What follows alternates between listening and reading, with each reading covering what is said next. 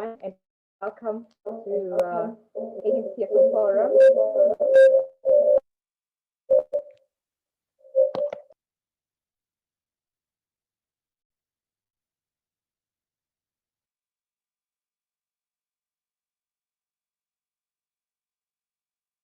Over this meeting to felicitate us, to welcome us, and to be able to welcome the speaker of today. Felicitas.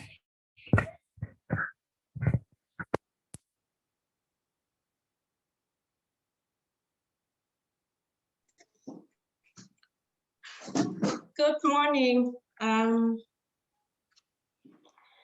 Good morning, and thank you, Jennifer, for that. We welcome you to the Civil Society Forum, Civil Society on the African Charter on the Rights and Welfare of the Child. This is our 18th sitting, discussing issues of children and discussing issues of children broadly in African continent. And today our theme is focusing on sustenance. How can civil society organizations sustain their work, particularly during this time of COVID-19 and any other health and environmental disaster that we might find ourselves in? And how can we do that while utilizing technology to reach out to our constituents, but also to be able to deliver on our mandate as civil society organizations? And as we talk about sustaining our work, we're also looking at the Charter. As you would also know that the African Charter on the Rights and Welfare of the Child was established 30 years ago. 2021 would be the 31st year of that instrument being in existence. So we are talking about sustaining our work for the Charter at 30 and beyond, and how we can utilize technology as a platform that helps us to do that.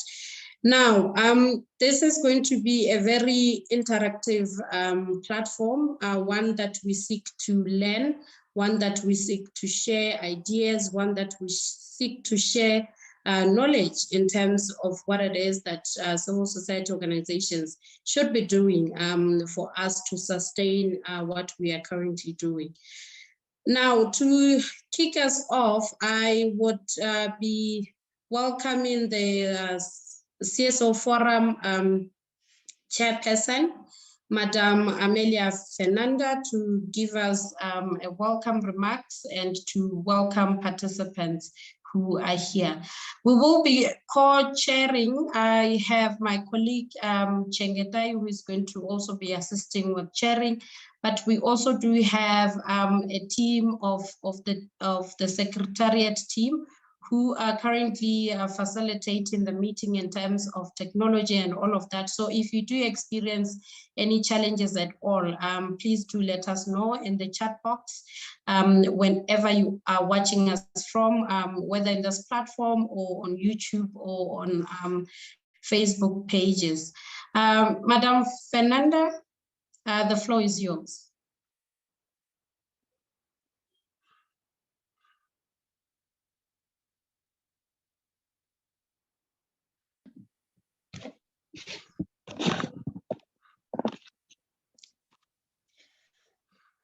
Muito obrigada, bom dia a todos e a todas.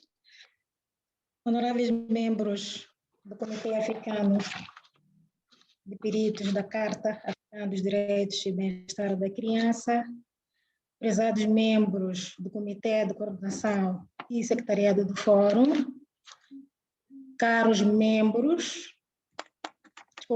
parceiros de cooperação, estimados membros do Fórum Africano de Organizações da Sociedade Civil, queridas crianças, distintos convidados. Em nome do Comitê de Coordenação do Fórum Africano das Organizações da Sociedade Civil para a Promoção dos Direitos da Criança, recebo as nossas cordiais saudações e agradecimentos por vossa presença nesta 18ª sessão sob o lema Sustentando a Contribuição das Organizações da Sociedade Civil no Cumprimento dos Direitos da Criança. So we've been having this charter for 30 years. Sorry. I want to also greet all members of the forum. Your presence is a big honor to us, and it shows our commitment to the support of the work of the committee towards the implementation of the charter nationally, and we will be able to produce recommendations from the meetings that were held before. So, ladies and gentlemen, the effects of COVID-19 has caused devastating effects in addition to the climate change and political stability that is happening in some countries in our continent that have in some way ravaged people in the country, and the people who are the most needy have been affected a lot.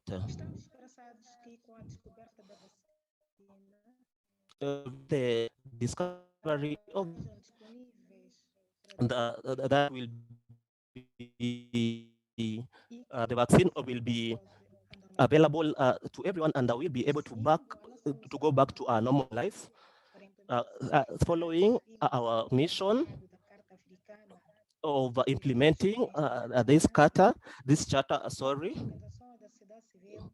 Organizations of the civil society, we have implemented several issues, and we should make sure that the effects of COVID should be minimized.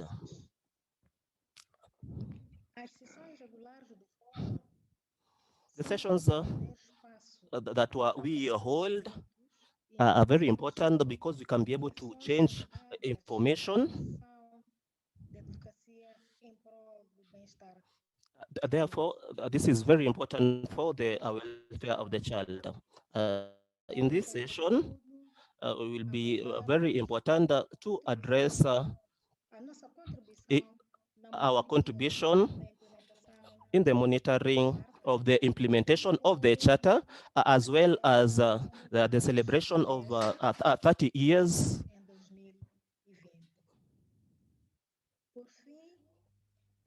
Finally, we need to reflect on the performance of the forum,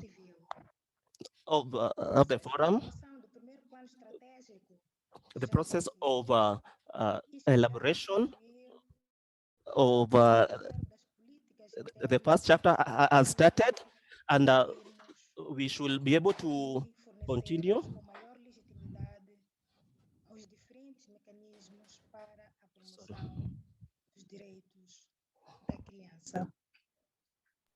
Finally, ladies and gentlemen, we want to thank the committee of experts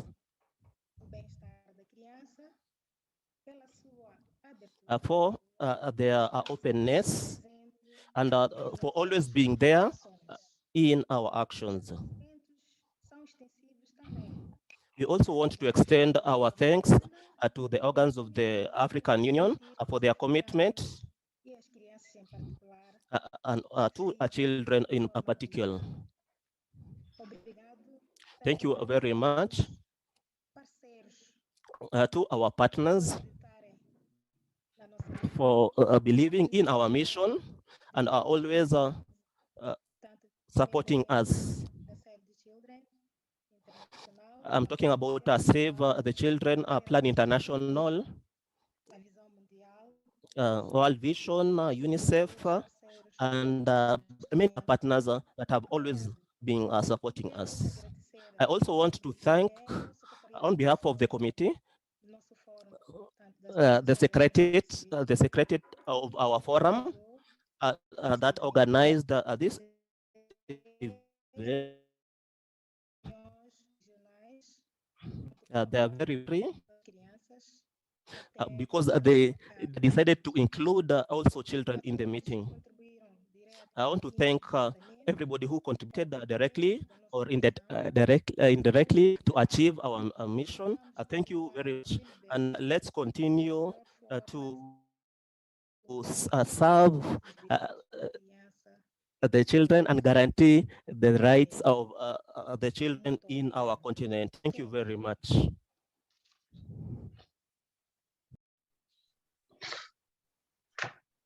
Thank you so much, Madam Chair, for those welcome remarks, and indeed for setting the scene in terms of who we are and why it's important that we continuously meet.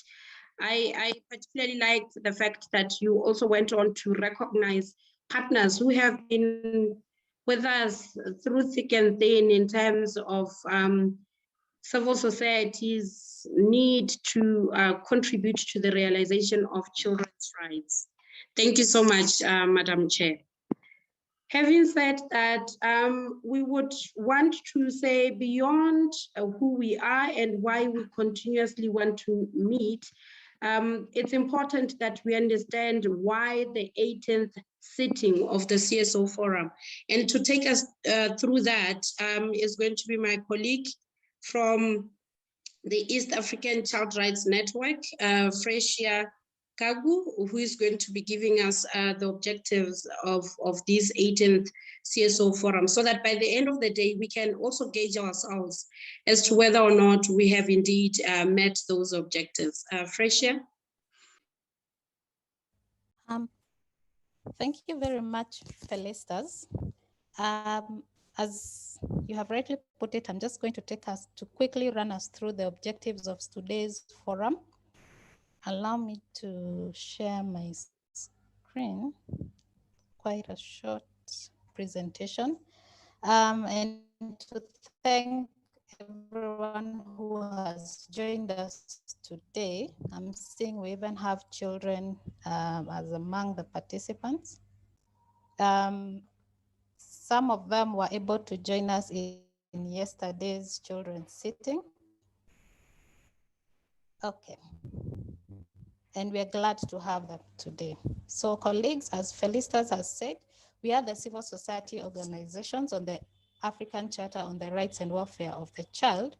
And what I'm just going to run us through is really what is our objectives, and our vision has always remained the full realization and enjoyment of child rights as provided for in the Charter. And we aim to contribute to the implementation and the monitoring of the African Charter on the Rights and Welfare of the Child.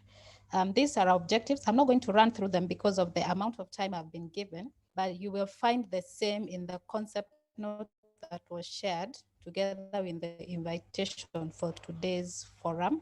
So all I'm going to do is run us through the specific objectives for today's forum. Today's forum is building on the 17th Civil Society Forum, which we held on in November 2020. And again, it is going to be building on the series of activities we had. We had side events. And during the 17th Civil Society Forum, we were commemorating the Charter turning 30. We looked at the successes and the opportunities for civil societies that the Charter was providing. We were able to look at how far we have come, what gains we had made. And we also had a series of side events where different civil societies were able to present on different thematic focus, as well as several, we had a children's forum in the 17th CSO forum, but also in the June session, you remember we had another civil society, we had another children's session. And as always, the Civil Society Forum happens before the sitting of the African Committee. So the committee session will be starting on Monday. And for today's session, I think we will be having the outcome statement today, which will be a consolidation of all the issues that we will be raising today. And this will be the committee on Monday. So the Civil Society Forum today, we are still again looking at, yes, the theme for today, which we are looking at technology. We are really opting to focus on technology because a lot of us, whether it is the civil societies, whether it is children, whether it is governments, for now, ever since COVID started up to now, we are still really trying to adapt to the use of technology to meet the challenges made as governments introduced measures to protect citizens. And a lot of us were not able to have the physical meetings that we were able to have previously. So today's session, or even we are going to be focusing on how we can embrace technology and how we can activate the feedback that came from yesterday's. And the session from yesterday was focusing on the previous sessions we had with children last year. We had around three sessions. That is for the 16th forum, the Day of the African Child, and the main forum. And the session, yeah, on the 17th forum. So yesterday we had a session with children from across the continent, and they were able to give us feedback on where they are at, countries they are in. Many of the children, some countries are back in school, others haven't gone back to school, but COVID has had an impact across the continent. And yesterday we got to hear from children, but we also, as a civil society forum, we realized that child participation is not always receiving or having children participating in the meeting, but we owe them a duty to be able to give them feedback on, once they have given us their input, what is it that we are doing with this input? So in yesterday's session, we were able to give feedback to the children. And then based on that, we were able to come up again. We will be hearing from children today based on yesterday's session and what it is that they opted to, or the outcome of that session from yesterday.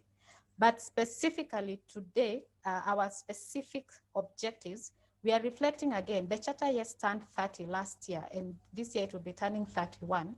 But we are looking at it from the perspective of what are the gains that we have made, even as civil societies. What is it that we have contributed? We have seen the past, what are the lessons we are learning from that past, and what is it that we are currently doing, and what is the future? What does it look like for us, maybe in the next 30 years or so, or even as we go to the Children's Agenda 2040, what does it look for us, or how will the charter, or what is it that we intend to do about the charter in the next coming years? Then we will be looking at appreciating the use of technology. Made gains, we've learned new skills in the past 1 year. I can say for sure, there's no civil society who was where they were before COVID started, because we have seen a lot of us have adapted to the use of technology. And so from today, we will be sharing the skills and the lessons that we have made and learning on how we can better use and better embrace technology to be able to reach children and even civil societies and the governments who are also part of our stakeholders. Then we will get to hear from feedback with the work that we did with children 2020. And then we will be we'll understand the current status, especially with regard to COVID, and the recommendations that children are actually making to civil societies. So we will be having a children representative give us that presentation. Then today we will also be able to map up concrete ways in which civil societies are able to utilize the resources, mobilization of resources, and how we are able to better do this for us to be able to become sustainable. We know a lot of civil societies, most of us are donor funded. So how do we better use and mobilize resources? And then we will be also getting to hear from the committee. Colleagues, as you know, the the committee moved from Ethiopia to Lesotho. I think some of this mean for us. A lot of to hear from the committee in terms of, now that they have moved, how do we better engage with them while they're in Lesotho?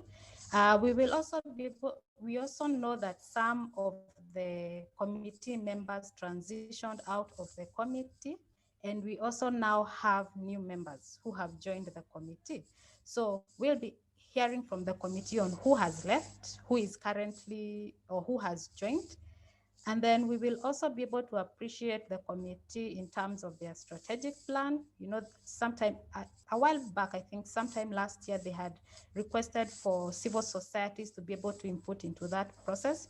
We know that the committee also develops and comes up with general comments. So we'll be able to look at that, or what it is that the committee has done in the last year.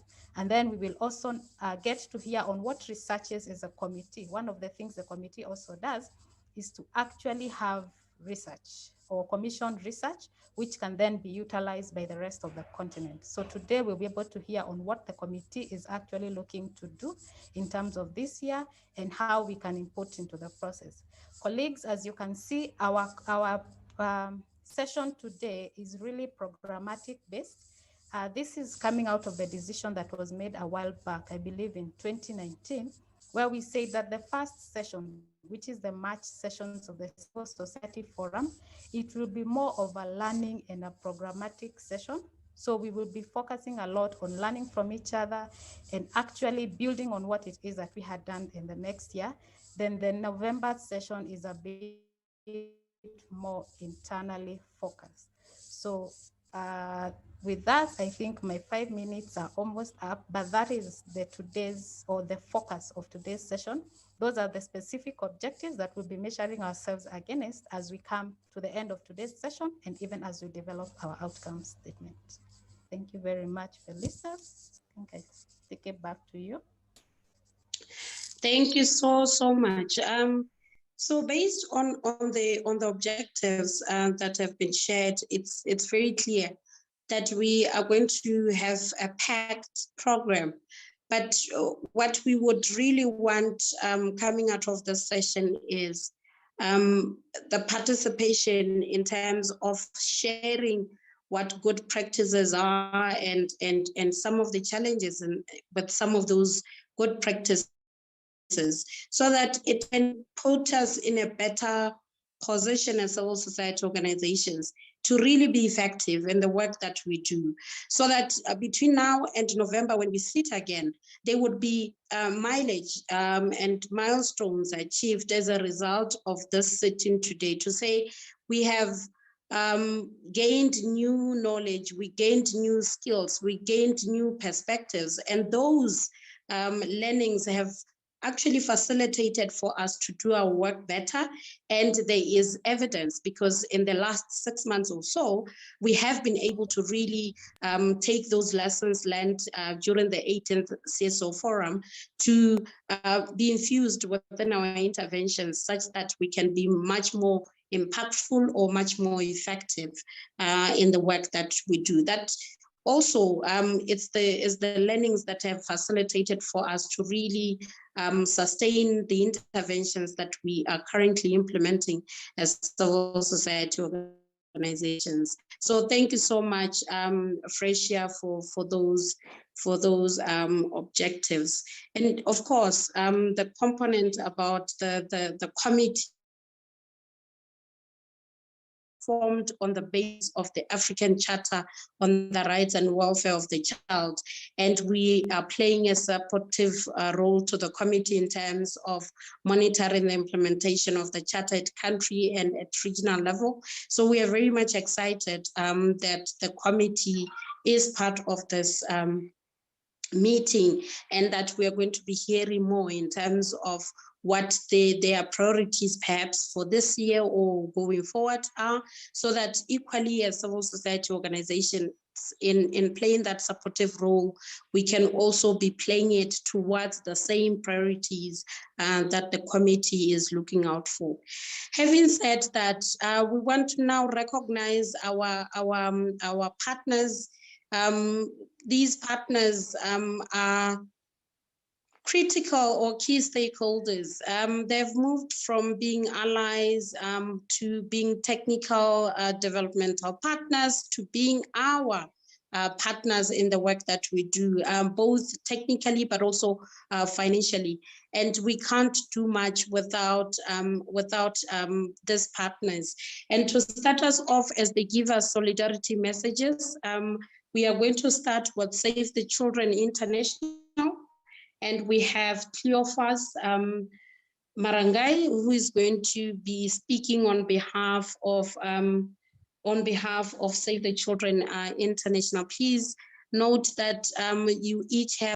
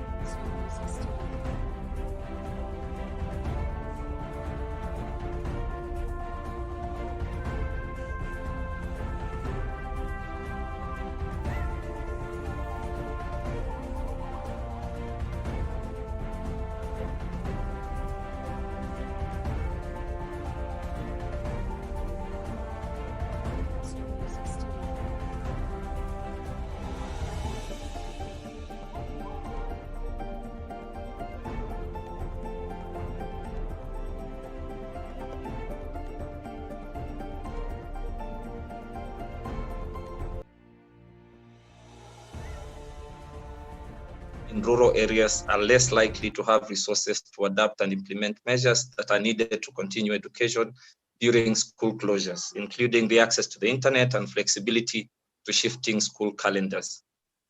Given the long-term impact of the pandemic on education, we are calling on CSOs to work with the committee and to highlight key recommendations to address these challenges. And this can be facilitated through complementary reporting and evidence-based advocacy at national level.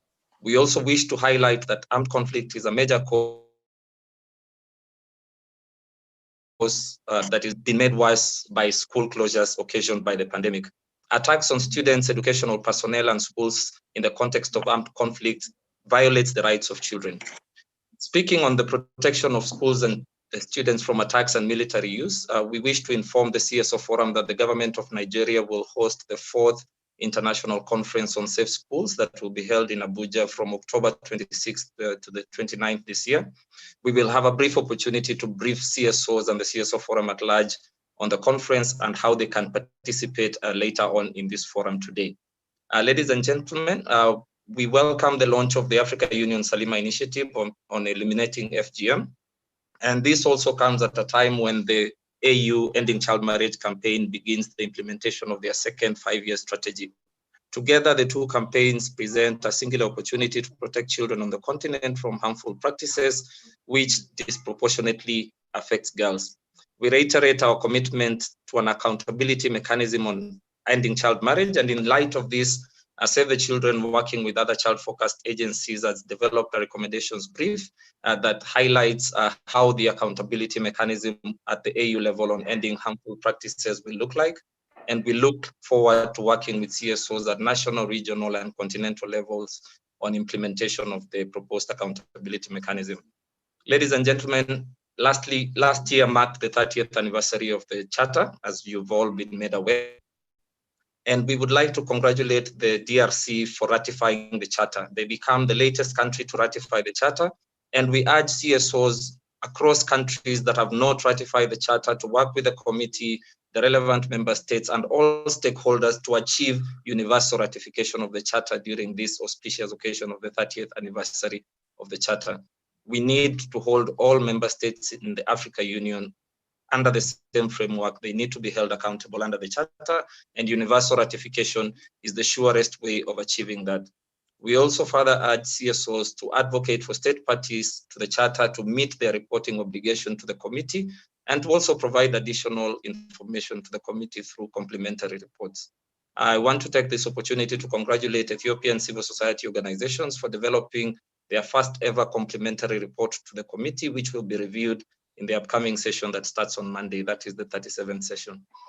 Having said that, Save the Children would like to reaffirm the support and partnership with the CSO Forum, and we look forward to meaningful engagement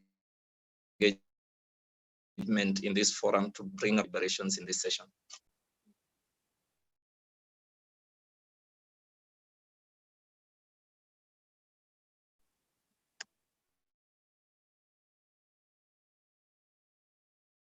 That you managed to stick to time. You are, given the podium, you could actually take more time than that. So thank you so much for sticking to time. And I note from your remarks issues around education, the education crisis. Indeed, the 1.5% of the affected children of the African population, it's a big number. And yes, it's true that as we talk to technology, there are more barriers that we need to address, issues around the access to technology itself. And that goes beyond stakeholders that are in this meeting. To governments, it speaks to businesses, because in most cases, you would find issues of electricity and issues of mobile network providers. Those are business people that need to be engaged beyond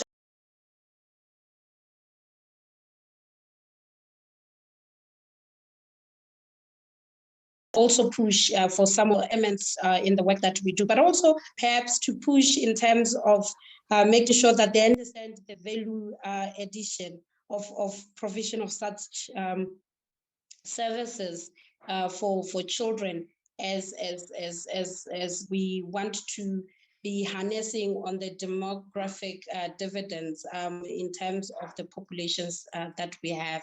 Armed conflicts, we can't overemphasize. So thank you so much for that.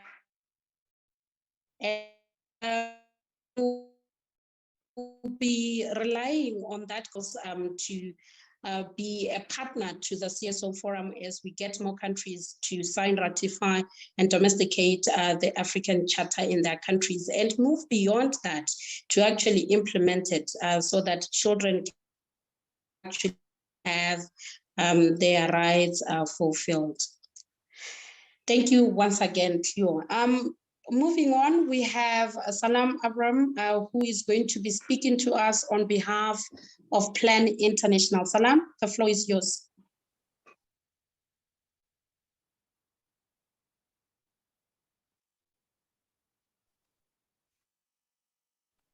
Good morning, good afternoon, colleagues, distinguished guests, children, ladies and gentlemen, protocols observed.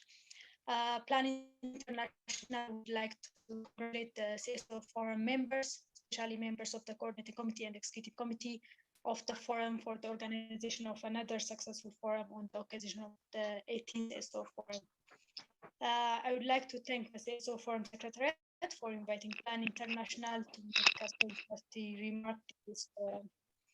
Plan International remain committed to supporting your efforts to ensure that the rights and welfare of the child and girls across the continent are protected, revealed, and promoted.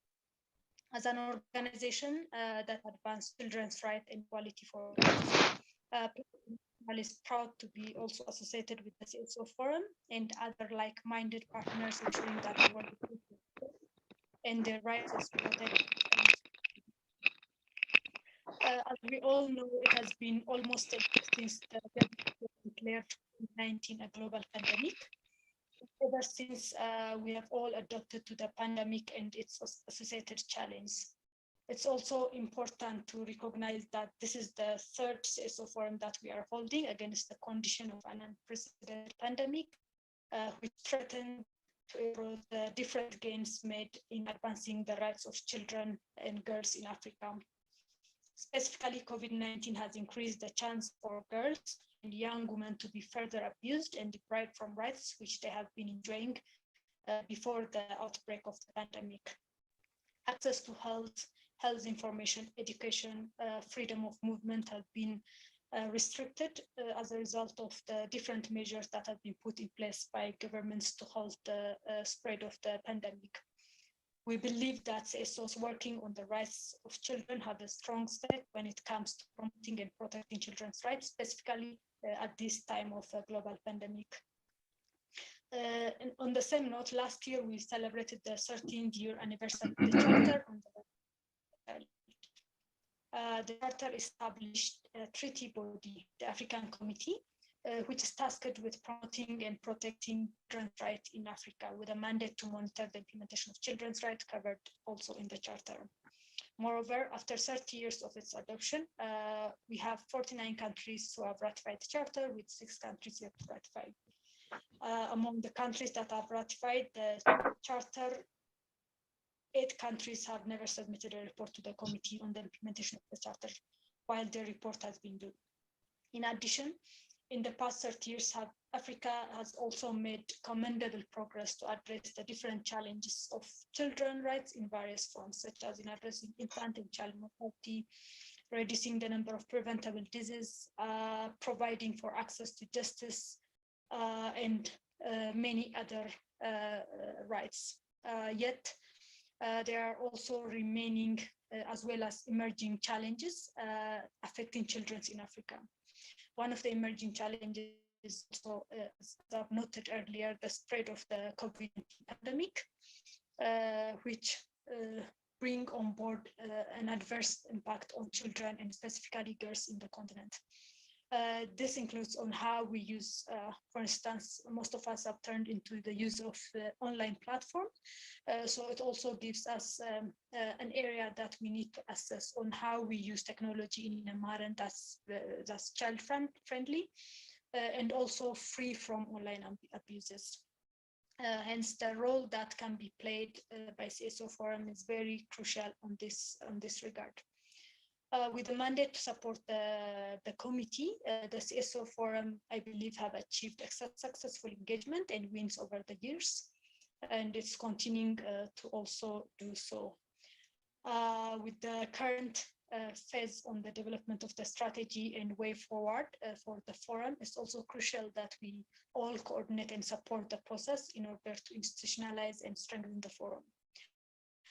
Plan believes that a clear strategy and framework for the forum would strengthen both the mandate and impact of the CSO forum in ensuring that there is enhanced collaboration and support to the committee.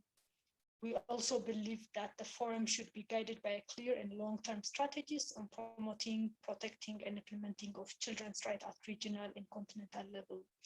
Of course, by putting the rights of children at the center and holding the states into accountable. Plan International is committed in supporting the process, in strengthening and facilitating the Secretariat to stand on its own 2 feet and have a strategic direction to install the forum.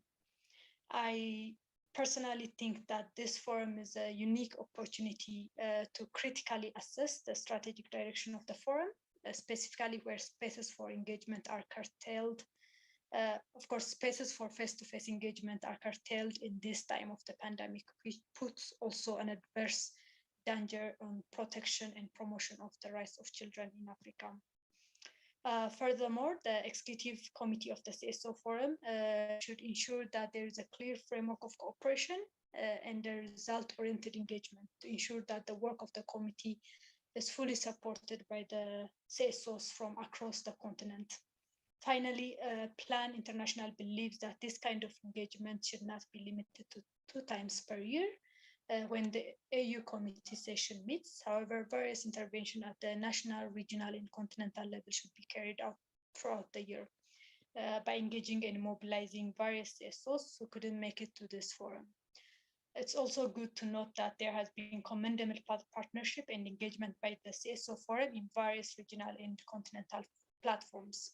One of the examples that I could mention is the successful partnership that we had with CSO Forum in commemorating the International Women's Day that happened on the 8th of March. But it's also good to consider that as a network coalition, we all have like a mandate and responsibility to mobilize and organize national CSOs who are working tirelessly at the national level in promoting and protecting children's rights and holding their state into account. The CSO Forum should continue to build the capacity of CSOs across the continent on the normative contents of the Charter, which will enhance the engagement of civil society organizations at the national level. Finally, I would also like to reiterate that PLAN remains committed to working closely with the CSO Forum in advancing the rights of children and girls in Africa. And I also would like to wish the forum a successful deliberation during this 18th CSO Forum. Thank you, Felicitas. Over to you.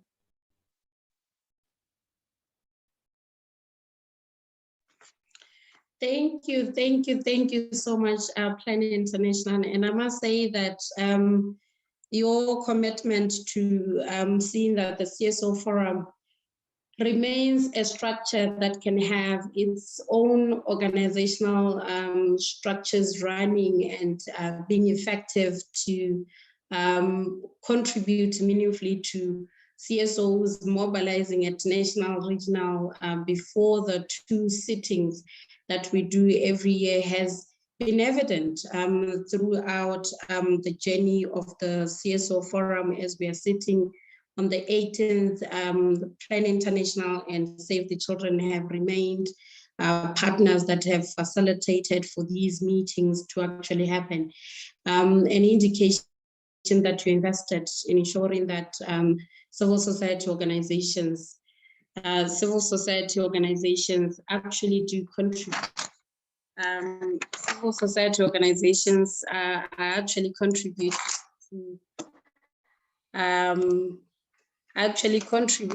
to the mandate of civil societies as well as that of the committee in terms of the African Charter being a lived document in all African states.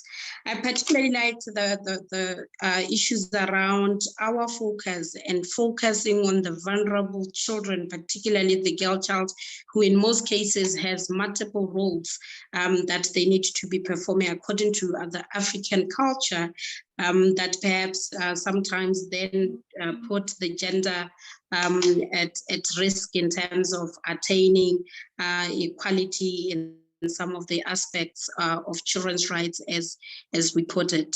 The fact that we were able to commemorate the International Women's Day, for us as the Civil Society Forum, it was our first, and we were grateful for that partnership. And we could see opportunities to actually commemorate this day with children and particularly with the girl child across the African continent to bring the issues to light, but also to make sure that we do have that network that we can tap into as we deal with these empowerment initiatives.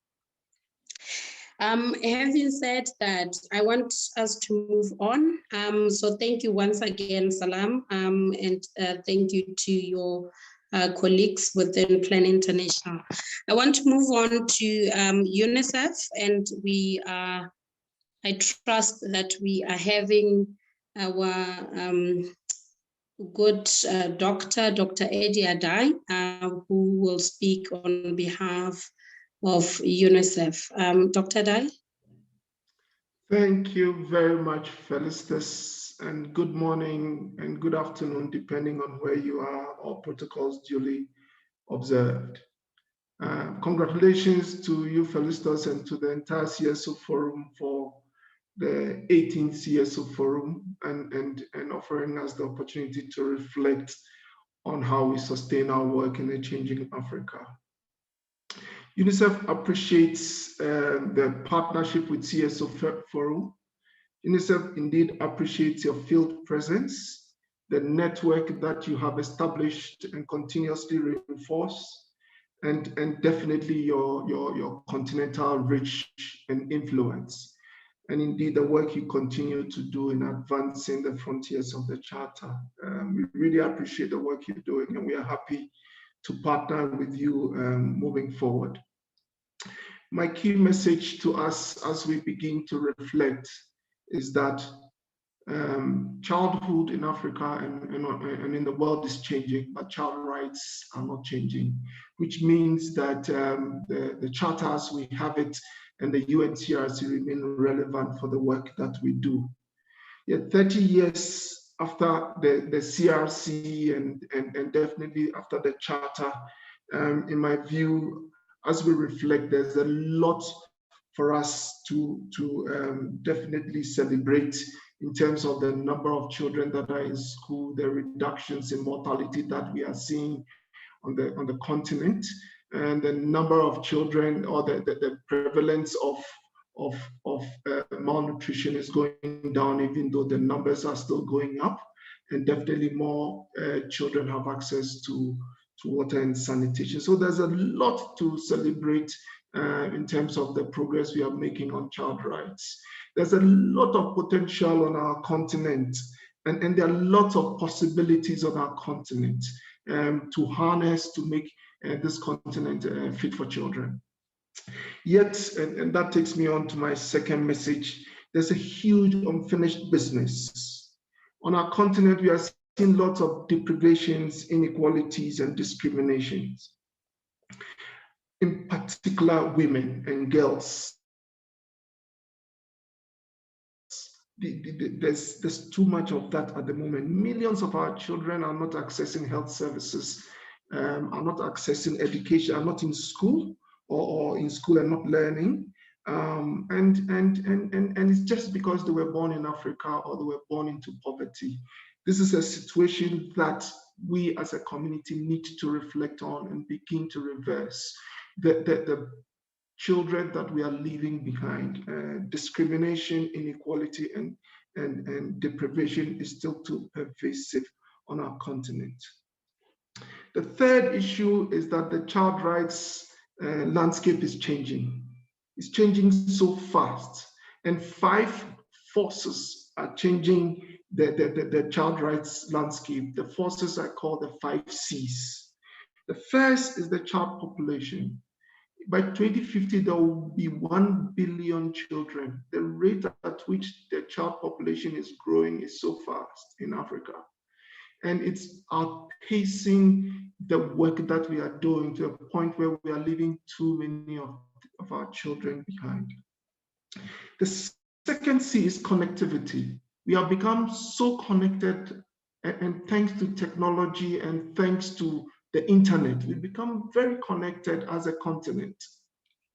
The reality of connectivity is that it comes with risk of online sexual exploitation. And I'm particularly excited that you're also thinking about how to deploy technology to bring good things to this forum. The reality is that because we are connected and we are independent, we need to be working together more closely. We need to reinforce the networks that we have to make a difference in the world of our children. The third C is conflicts. The guns have not been silenced in Africa. There's too much conflict, and our children suffer the first, they suffer the most, and they suffer the longest in conflicts. So we need to invest in silencing the guns and making essential services available to children in conflict situations. And it's exciting that the committee and definitely the CSO Forum is engaged in children in armed conflict initiative. The fourth is climate change. It's look around you, all our trees and forests are coming down. Our waters are getting polluted. Our air is getting polluted. We have a responsibility for the future generation to ensure that we leave them with a climate that can sustain them beyond us. And lastly is COVID-19, and you've heard a lot about COVID-19, how it has upended the lives of our young people. It has affected lives, livelihoods, and lifestyles across the continent and affected every aspect of our work. So as we reflect on the work of the CSO Forum, it's important to keep in mind these changing forces. The 5 C's are so critical to our work. My last message is that because child rights are not changing, but childhood is changing, and because of the 5 C's, it's time for us to reimagine an Africa fit for children. And more importantly, to bring into reality the Africa Fit for Children. And that is based on 8 equalizers that we in Unicef have analyzed and would like you to join us in advancing these 8 equalizers. The first is vaccines for all. The second is transforming education. The third is ending discrimination. The fourth is addressing the climate change crisis. The fifth is ending conflicts. The seventh is youth engagement and development. And the last is reducing the number of children without parental care and child poverty. I'd like to conclude by inviting the CSO Forum to co-organize a workshop on reimagining Africa to define concrete actions that can be taken to bring up an Africa that is fit for children. We need to reimagine an Africa that is fit for children and reassure you of UNICEF's continuous engagement and partnership in this journey of creating a new Africa for our children. I thank you for your time and for your attention.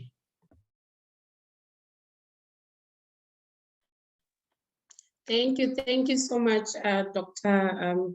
Adai, and thank you for challenging us. Indeed, when you spoke about climate change there for a minute, I had a recollection about how as civil society organizations, for the longest time perhaps, we had challenges of understanding or making alignment of children's rights and climate change.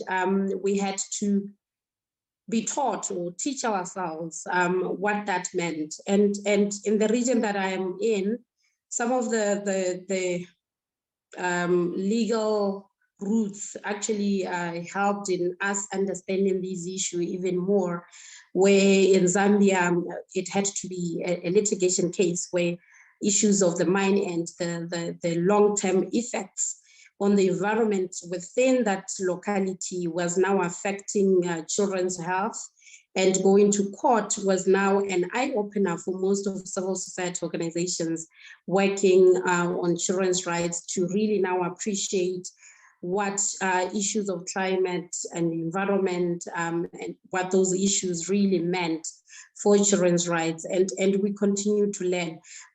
Some of our partners here who gave solidarity remarks are also partners that continuously ask us to speak to cross-cutting issues, issues of gender, issues of climate, issues of conflicts, and how those issues actually affect, whether they affect as a catalyst or they affect as a barrier in terms of the ability of civil society organizations meeting their objectives of existence, but also facilitating for the enjoyment of children's rights. So I liked the fact that you spoke to that issue of climate change.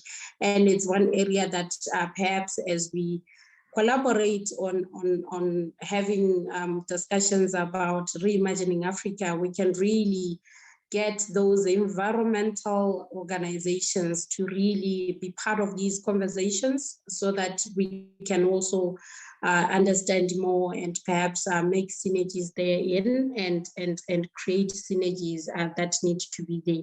So thank you so much. I'm not taking anything away from the 5 C's of population and connectivity and conflicts and COVID-19, but I was picking one that perhaps would be interesting in terms of the work that we do as we speak about sustainability and as we speak about technology. Indeed, the Civil Society Forum would be honored to join Unicef in those 8 equalizers. So let's have those conversations alive and moving forward as we want to all contribute to the Africa Fit for Children. Thank you so much once again, Dr. Dai and your colleagues at Unicef. I want to move on, and in moving on, I'm going to call a representative from the Africa Early Childhood Network to also give solidarity remarks. Afghan?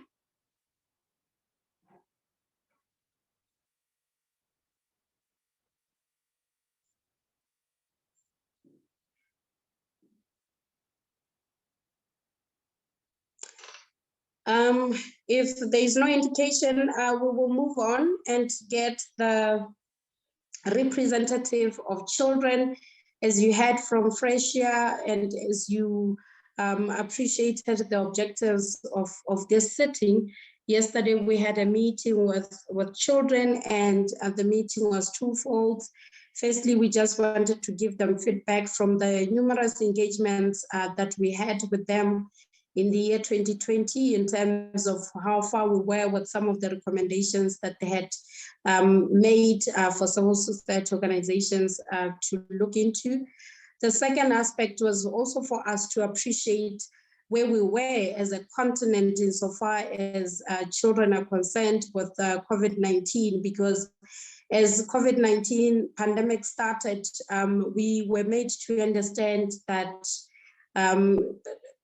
children were not as affected as adults, but towards the end of 2020 and beginning of 2021, we are seeing a different picture with many COVID positive cases now being on the increase in terms of the cohort of children. And Mohammed Ahmed is going to be addressing us from North Africa. Mohammed?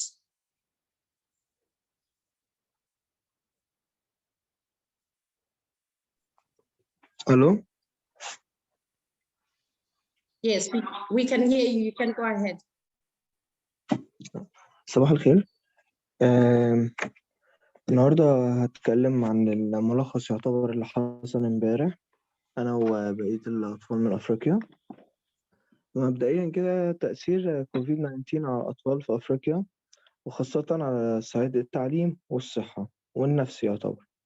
امبارح احنا استعرضنا عن الأنشطة التي تم تنفيذها بمصر وتونس حول تأثير جائحة كورونا على الأطفال، وكان وجه الاستفادة من اللقاء هو التعرف على أهم التأثيرات على الأطفال في الدول الأفريقية بشأن كوفيد-19. سامعني تمام؟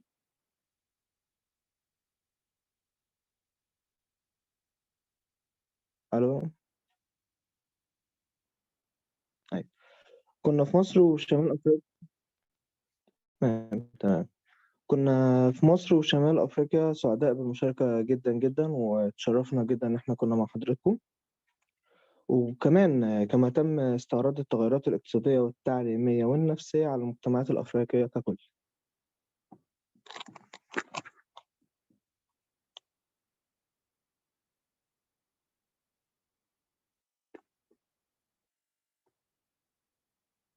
ونوصي بعمل أنشطة مشتركة بين الدول الأفريقية لنقل الخبرات، يعني دي توصيتنا.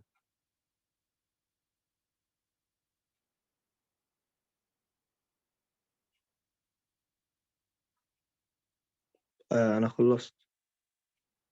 شكرا، شرفت جدا أنا كنت مع حضرتكم امبارح والنهارده.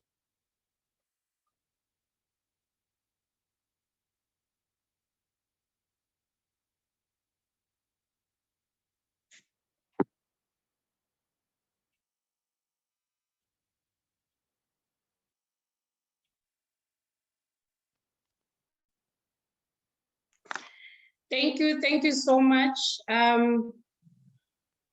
Thank you so much, Mohammed, for that. And once again, this points to the need for us within the child sector really to expand our reach and work with other sectors. If you're talking about economic changes, indeed, we need to be making partnerships, forging partnerships with sectors that deal with issues of economics, so that we appreciate what is entailed in there, so that we can see how best some of those conversations really could take into cognizance issues around children's rights, issues around social impacts. We need to be making sure that all sectors that are dealing with social issues are also recognizing that children need to be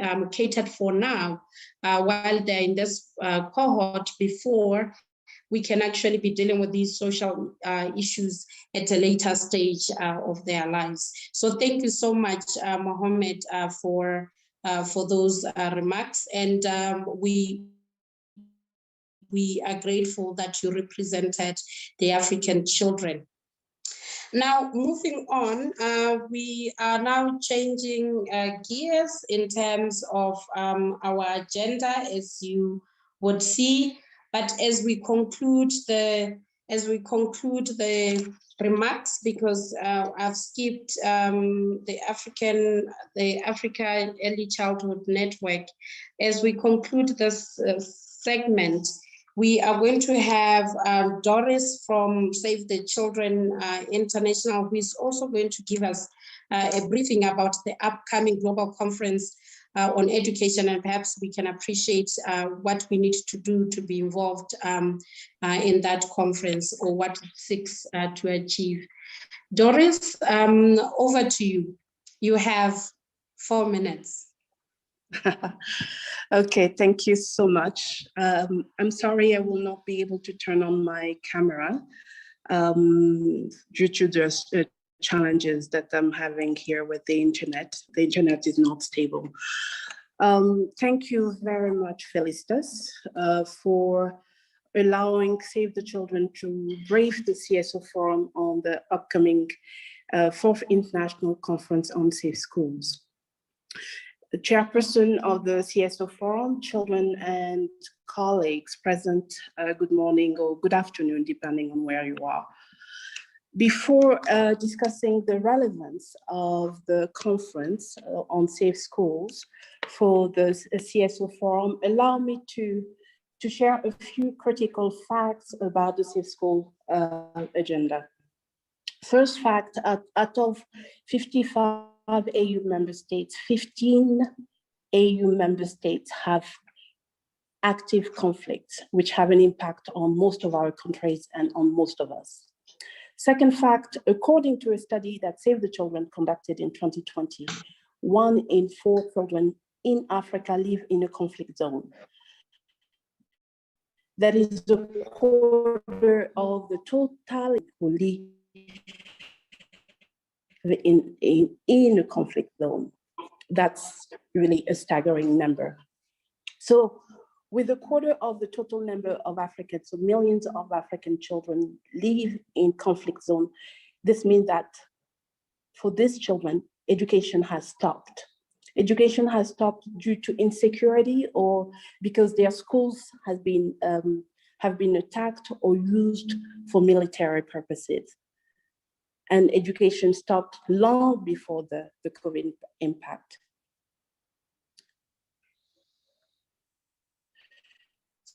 So very quickly, what is the Safe School Declaration? So the Safe School Declaration is in fact a response to all these attacks on the continent, as a response to the education crisis affecting children who live in conflict zones. The declaration is a political commitment to better protect students, teachers, schools, and universities during armed conflict. The government that endorsed the declaration make a commitment to take concrete steps, such as restoring access to education faster when schools are attacked, improve reporting of attacks on education, and investigating and prosecuting alleged war crimes involving schools. To date, there are 28 member states, African AU member states that have endorsed the Safe School Declaration. However, implementation has remained a challenge. So the need for better protection of education in conflict is unfortunately more pressing than ever. I'm sure we've all heard about the 300 girls who were abducted in a school in Nigeria last week, and thank God they've been released.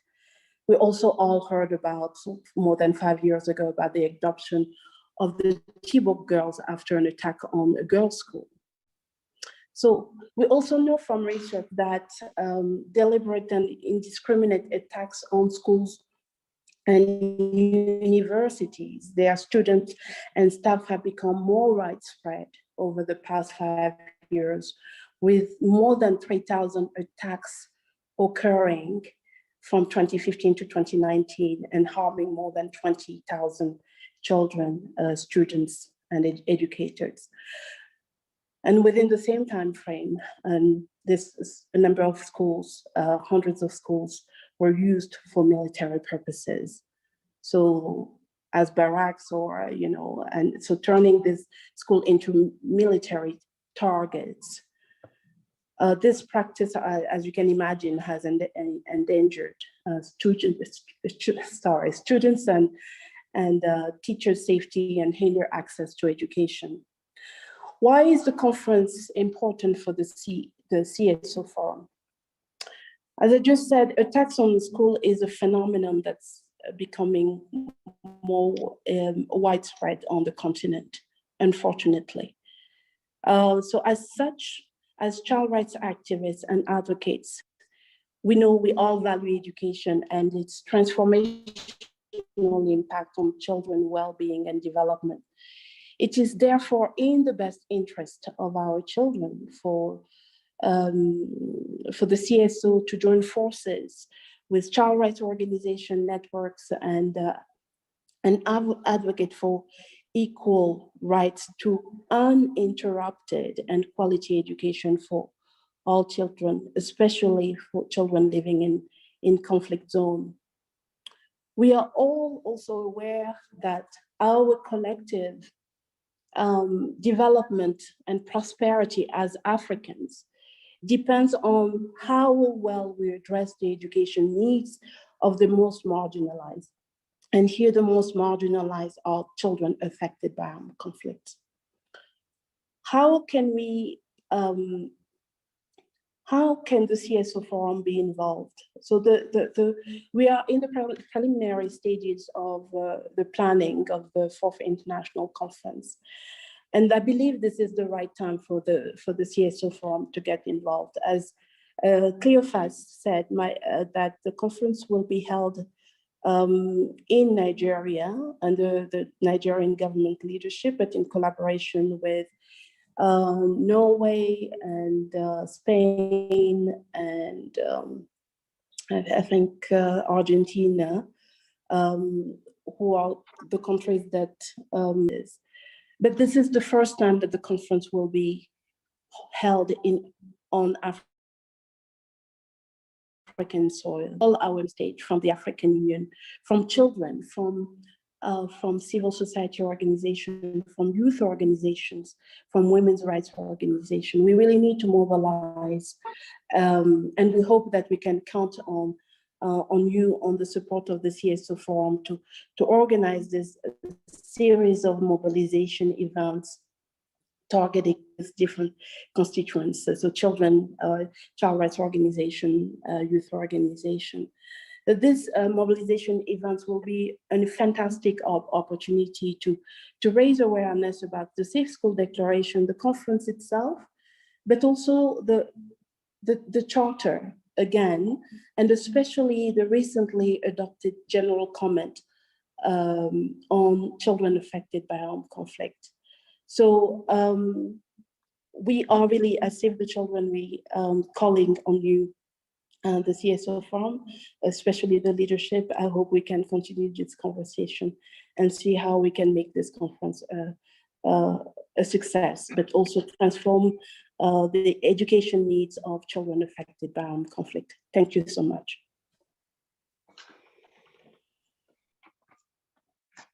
Thank you so much, Doris. And it's nice being Doris, because you never know which language she's going to be addressing you in. She can choose English or French. You also speak Arabic, right? And Arabic. So it's always nice to have him to listen and check which language she's going to use to address you.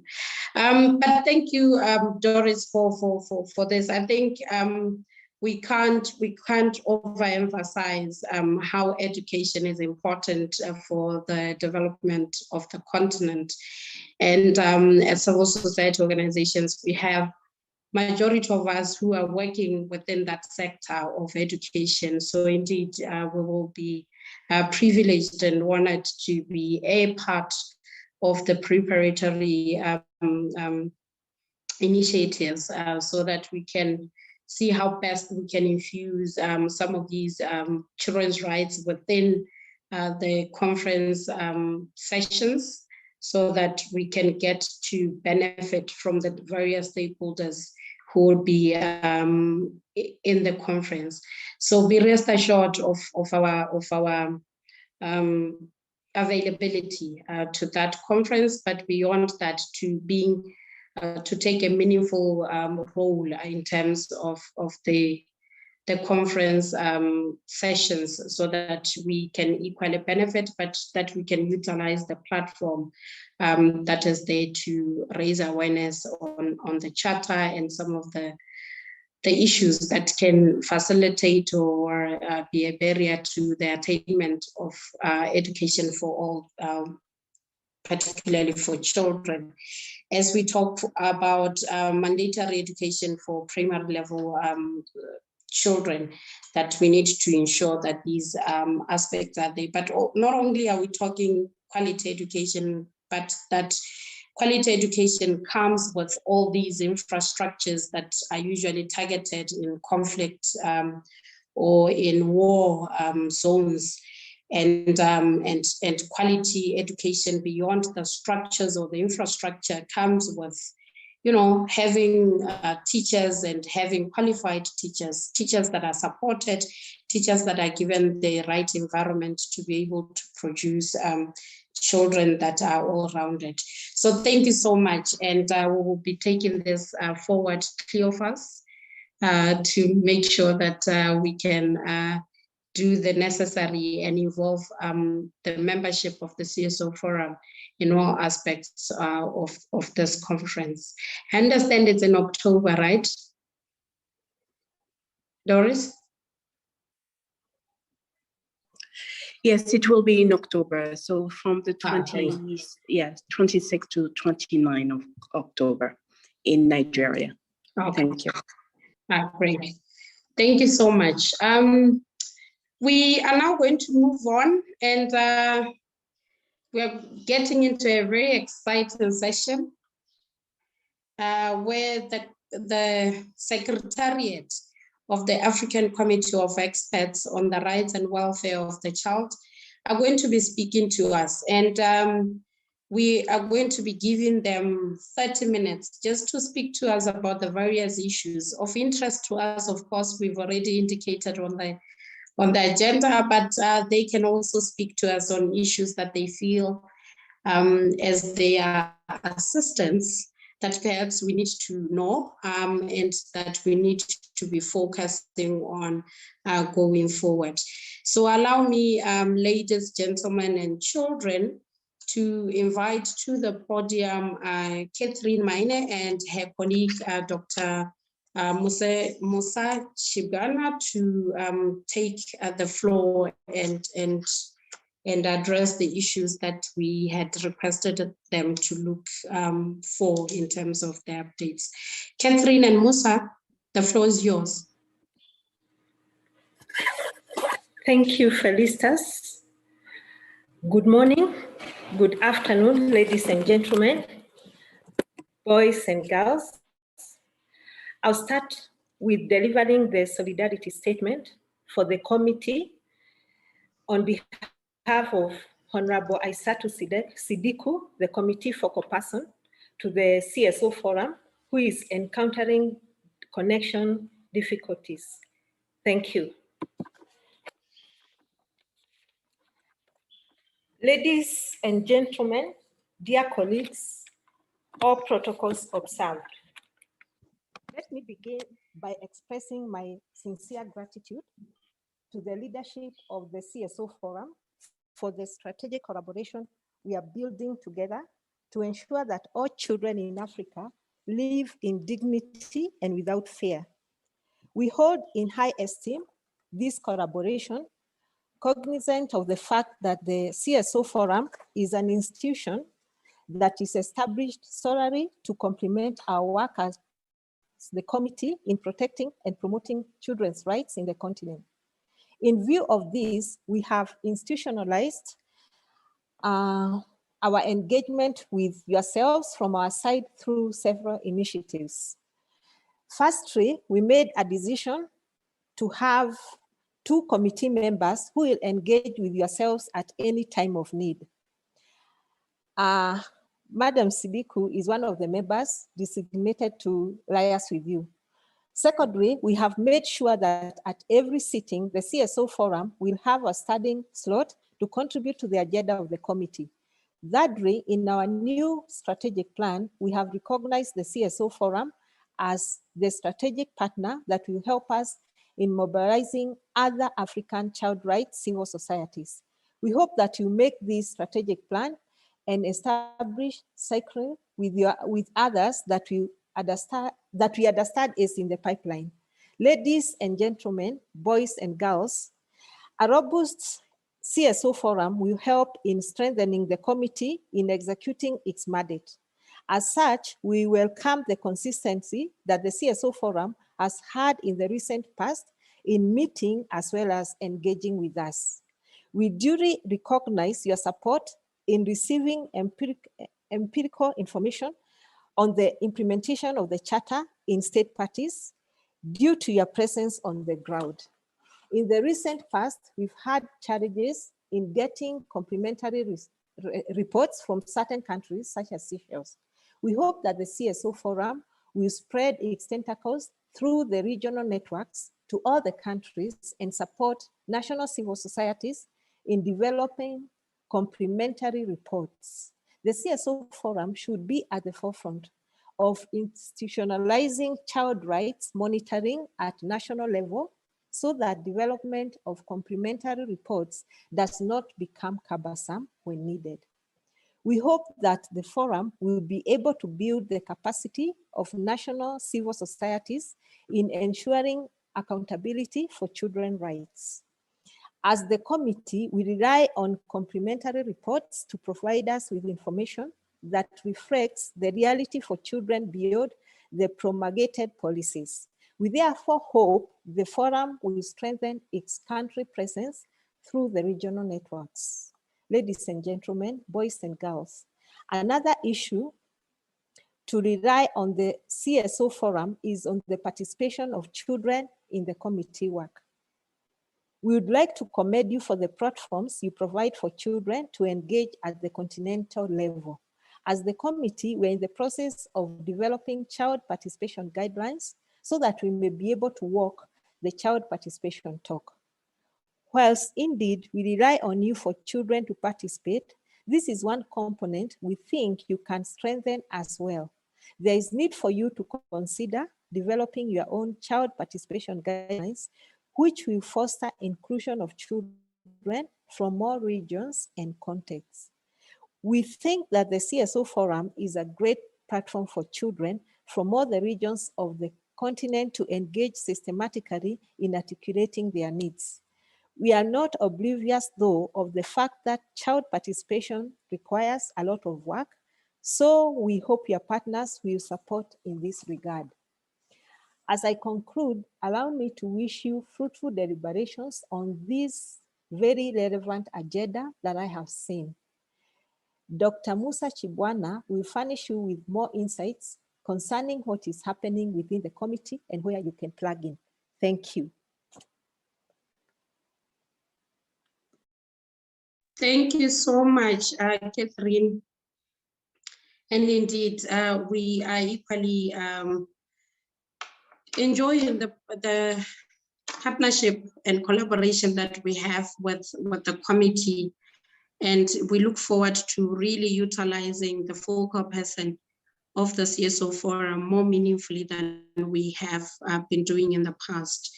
So thank you so much for that. And we take the recommendation on ensuring that national CSOs really are at the level of delivering on the complementary reports. It's one of the mandates of regional networks to do, and the CSO Forum will see to it that is done, and it's done effectively, such that we get such reports to guide the committee. Thank you so much, and we let you to continue through your colleague Musa. Thank you, Felicitas, for steering the deliberations competently as you are doing, and we congratulate you also, echoing my colleagues' remarks. We congratulate you for putting together this CSO forum in such a difficult time, and also in limited time since the last session that we made, and this is commendable. Just also to observe all the protocols, the chairperson of the CSO forum, Madame Fernanda, and the children also here present. It's commendable again that the CSO forum is moving a notch higher to make sure that children participate in the forum, and including also children from North Africa, like Mohammed, who just made a presentation. That's remarkable. So this is the outline of the presentation in view of the request that you gave us. And we're going to address these issues according to the outline that is in front of you. We're going to always remind ourselves of the vision that the committee is working with, in line with its new strategy, as well as in line with Agenda 2040 for children, that is being derived from Agenda 2063 of the African Union.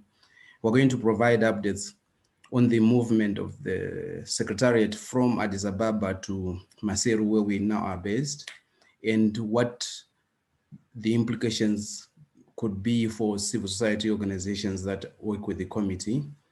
I think also it would be great to hear your reflections on this from your side. We're going to share with you a brief synopsis of the new committee members, their areas of interest, and what they have, and how you can engage with them, and the opportunities that lie in having more than 5 committee members coming into the committee who have not been there before. And then we're going to share with you the 5 priority areas of the committee as encapsulated in the new strategic plan that has been developed 2021 up to 2025. We're also going to talk about the general comments that the committee is working on, and those that it has recently concluded. And lastly, we're going to share with you the researches that the committee has completed, as well as is currently working on.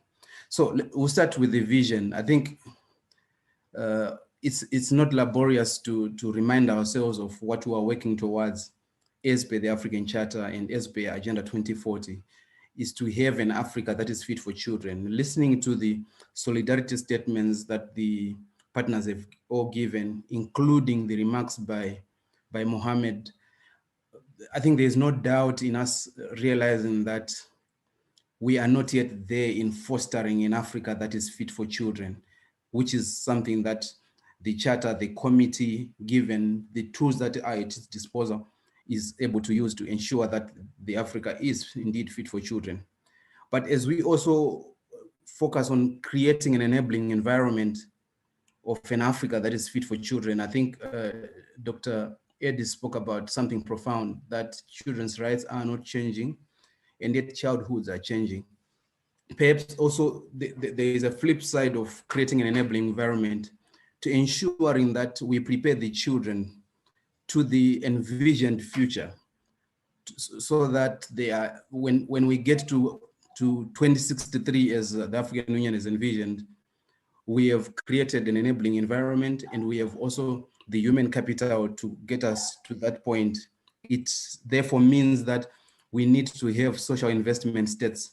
But first things first, an enabling environment, children who are not living in conflict, children who are not lacking access to basic social services and quality social services for that matter.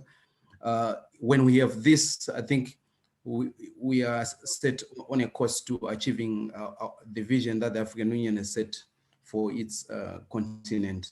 So again, in Africa that is fit for its children is the vision of the committee as per Agenda 2040, as well as in the new strategy. Now I'm going to address the specific issues that you made requests on for us to engage with.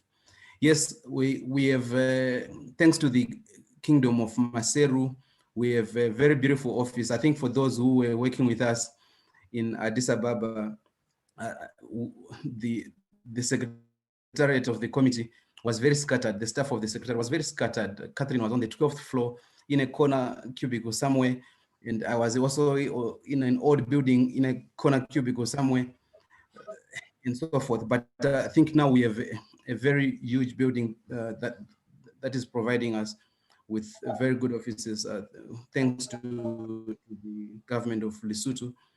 But also the relocation comes with certain implications that we may need to reflect on.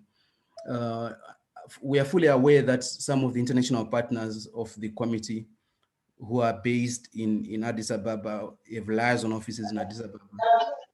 We're doing so not only to engage with the committee, but broadly also to engage with other organs of the union, as well as other departments within the African Union Commission. But now we are here, we're now a Maseru committee, the way there is a Banjul commission.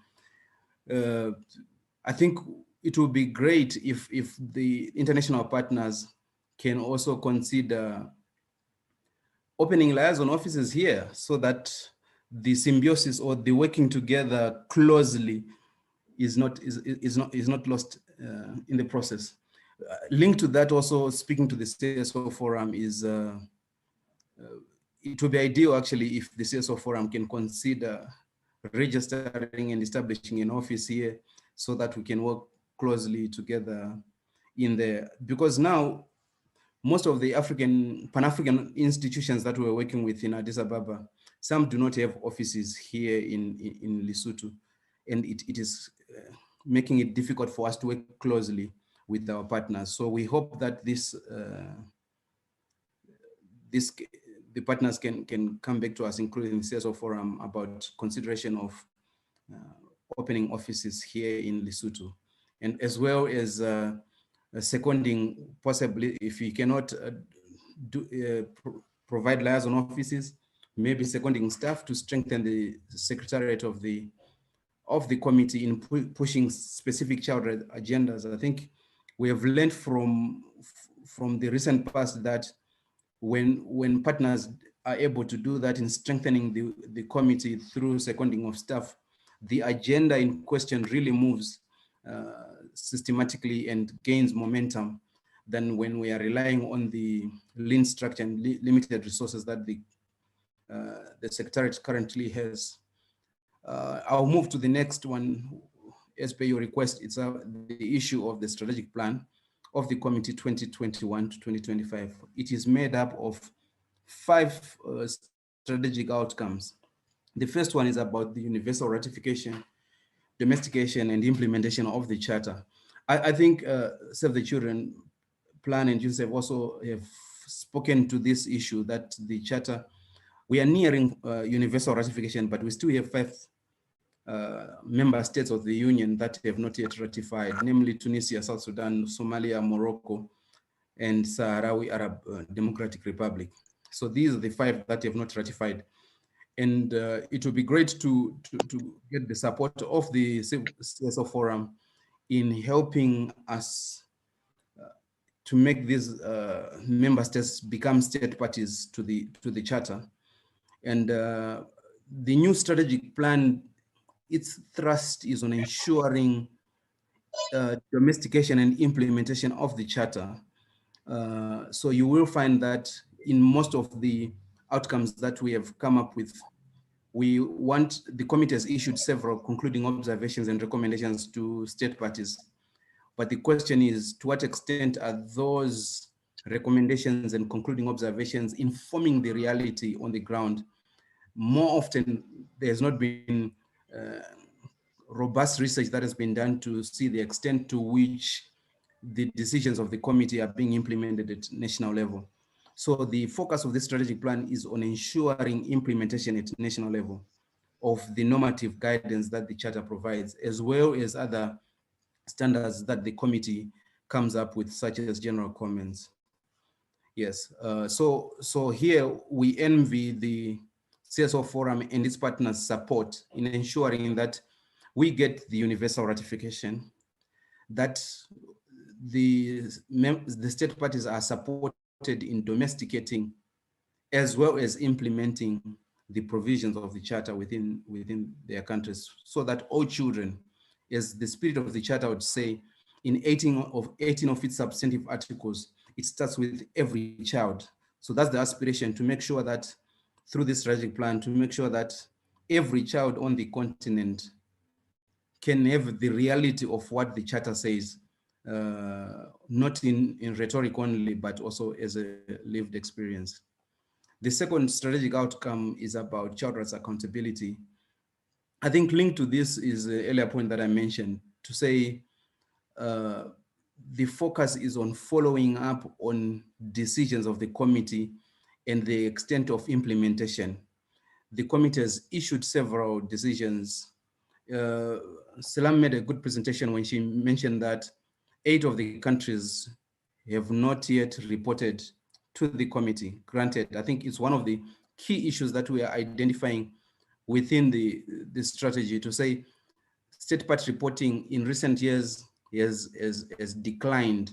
And I'm glad we're working with UNICEF in trying to explore how we can regain the momentum of making sure that state parties again are afoot in making sure that they do report timeously, because currently the state party reporting has declined. Perhaps also as the CSO Forum, you could consider exploring options there of what can be done in making sure that state party reporting is improved. And beyond reporting, there's always the so what. This is what this strategy is focusing on. Beyond the concluding observations that the committee has provided, so what?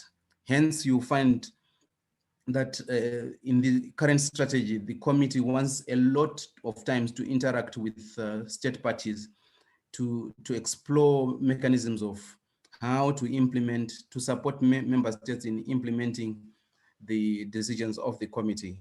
That's the thrust of the strategy. The third aspect within the strategy is to provide normative standards, policies, and agendas. I think this is in consonance with Article 42 of the Charter as well. Part of the function of the committee is to provide normative standards and policies to emerging child rights issues. There are a lot of issues, I think, that have already been mentioned here. For example, climate change, which the committee would need to pronounce itself on so that it can guide member states. The issues of conflict, you would be glad to know that we at this forthcoming session, the committee is likely going to consider the adoption of a model law on children in armed conflict, because we have noticed that the current legislative frameworks that exist in member states do not capture protection of children that much in conflict settings. Therefore, we have provided them with a template that they can possibly even adopt and adapt. And also the issues around climate change. Dr. Ed, you'll be glad to note that the committee has seen this as a priority issue, and a working group, the committee adopted a decision to come up with a working group on issues of climate change. So these are some of the emerging issues, and I think there will be more, of course, also coming from yourselves, that the committee would need to pronounce itself on, or to set normative standards on, so that the continent is given guidance on child rights issues that are happening on the continent. The fourth one is around issues of knowledge management and making sure that as the committee, it produces, or it is able to steer the child rights discourse on emerging issues, so that also it becomes the reference point to child rights promotion and protection on the continent. So this one, I think you will see a lot of seminars. The committee is going to establish a culture of engagement, debate, conferences to deliberate on issues in a rigorous manner. I think what sometimes has been lacking in the child rights discourse is nuance, especially also deliberating on the child rights discourse within the framework of the African context. And strategic outcome number 4 speaks to this particular issue, to say we need to create platforms, open sessions, where there is robust engagement on emerging issues, or issues that are topical on the continent, and what that means for a progressive child rights agenda when the rights are not evolving and yet childhoods are evolving. So that's a key one. I think this will involve a lot of knowledge generation, publishing in peer-reviewed journals. So we look forward also to engaging with yourselves, and also the researches that you'll be doing, so that we shape the discourse and we generate knowledge using the lenses that we call our own as African child rights practitioners, and children also will be looking forward to receiving articles from them. The last aspect is around the institutional strengthening of